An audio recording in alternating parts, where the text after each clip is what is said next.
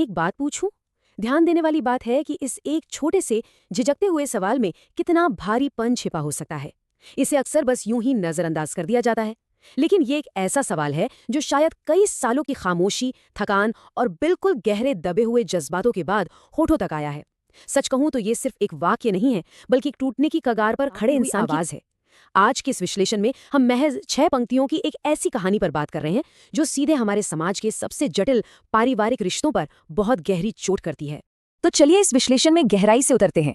एक बलिदान की रूपरेखा, यही इस पूरी कहानी का असली सार है। हम एक ऐसे पारंपरिक परिवार के ताने बाने को समझने जा रहे हैं जहां कर्तव्य या जिम्मेदारी के नाम पर कुछ लोगों से उनका सब कुछ मांग लिया जाता है, और फिर भी उन्हें वो सम्मान नहीं मिलता जिसके वो असल में हकदार हैं। हम समझेंगे कि कैसे एक इंसान की अनकही पीड़ा परिवार के पूरे ढांचे को अंदर ही अंदर खोखला कर सकती है। पहला हिस्सा है एक अनकहा सवाल, एक पारंपरिक घर में चुप्पी तोड़ना। ये वो अहम पल है जहां एक बहुत लंबी खामोशी आखिरकार टूट रही है।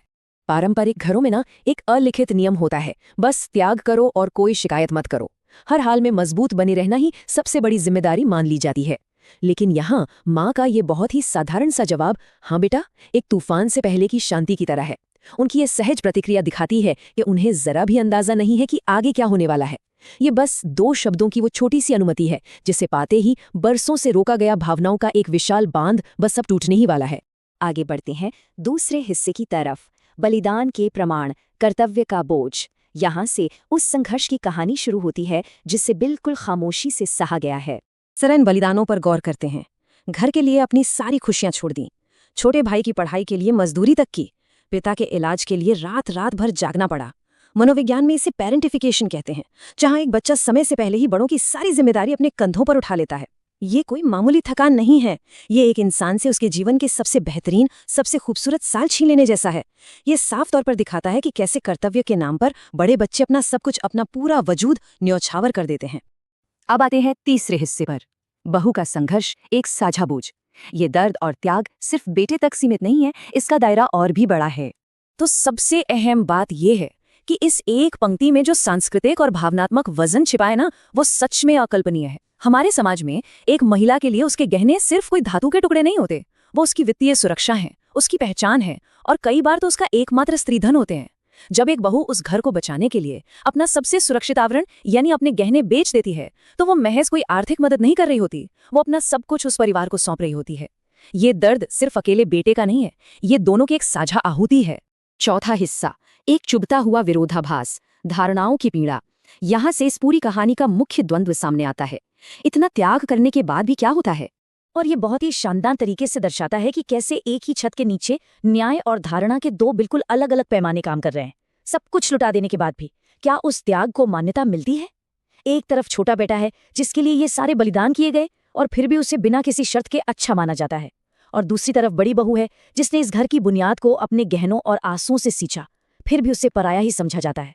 इंसान सब त्याग सकता है, लेकिन वो त्याग तब सच में जहर बन जाता है जब उसके बदले में लगातार ऐसा तिरस्कार और पक्षपात सहना पड़े। फिर भी ऐसा क्यों लगता है माँ? चलिए इस सवाल पर थोड़ा सा रुकते हैं। ध्यान दीजिए, ये सिर्फ कोई आम सी शिकायत नहीं है, ये उस पूरी पारिवारिक संरचना और उन पुरानी मान्यताओं के सामने एक बहुत बड़ा आईना है जो पीढ़ियों से बस यूं ही चली आ रही हैं। यहाँ बेटा अपनी माँ से सिर्फ जवाब नहीं मांग रहा है, वो उस पूरी व्यवस्था से सवाल कर रहा है जहाँ जिम्मेदारी उठाने वाले और सम्मान पाने वाले के बीच इतनी गहरी खाई है। ये सवाल सीधे तौर पर भीतर के गहरे पक्षपात पर वार करता है। 5वां हिस्सा, पहली बार गिरे आंसू टूटने का बिंदु। जब शब्द काम करना बंद कर देते हैं तब भावनाएं कैसे बाहर आती हैं, ये हिस्सा उसी बारे में है। होता क्या है कि जब दर्द इतना गहरा हो जाए कि भाषा उसे व्यक्त करने में पूरी तरह असमर्थ हो जाए, तब हमारा शरीर प्रतिक्रिया करता है। माँ की आंखों के ये आंसू बहुत कुछ कहते हैं और फिर भी स्पष्ट रूप से कुछ नहीं कहते। क्या ये उस पक्षपात का अचानक से हुआ एहसास है जो अनजाने में किया गया, या शायद ये वो अपराध बोध है कि अपने ही बेटे और बहू को इतने गहरे दर्द में धकेल दिया गया, या फिर ये सिर्फ उस भयानक सच्चाई का वजन है जिसे अब तक नजरअंदाज किया जा रहा था। यकीन मानिए, ये खामोश आंसू अपने अंदर कई अनकहे सच समेटे हुए हैं। और ये इस कहानी का अंतिम और सबसे भारी प्रहार है। पहली बार एक ऐसा व्यक्ति जो इतनी कठिन मजदूरी करते हुए कभी नहीं रोया, जो रात रात भर जागते हुए कभी नहीं थका, जो अपनी खुशियां कुर्बान करते हुए कभी नहीं टूटा, वो आज रो रहा है।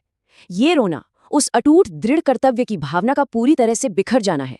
एक पूरे जीवन भर की चुप्पी, शिकायत और हमेशा अनदेखा किए जाने का वो असहनीय दर्द आज पहली बार आंसुओं के रूप में बाहर आ गया है। ये पूरी कहानी हमें एक बहुत ही गहरी सोच में छोड़ जाती है। क्या परिवार के नाम पर सब कुछ बस सहते जाने को ही आदर्श मान लेना चाहिए? इस विश्लेषण को समाप्त करते हुए ये एक बड़ा सवाल पीछे रह जाता है। क्या बलिदान की कोई सीमा होती है? क्या कर्तव्य के नाम पर किसी एक व्यक्ति के पूरे अस्तित्व को निचोड़ लेना न्यायसंगत है? इस पर बहुत गहराई से विचार किया जाना चाहिए, क्योंकि सच कहूं तो ये सिर्फ एक कहानी नहीं है, बल्कि हर उस घर की सच्चाई है जहां खामोशी से कोई अपना सब कुछ लुटा रहा है।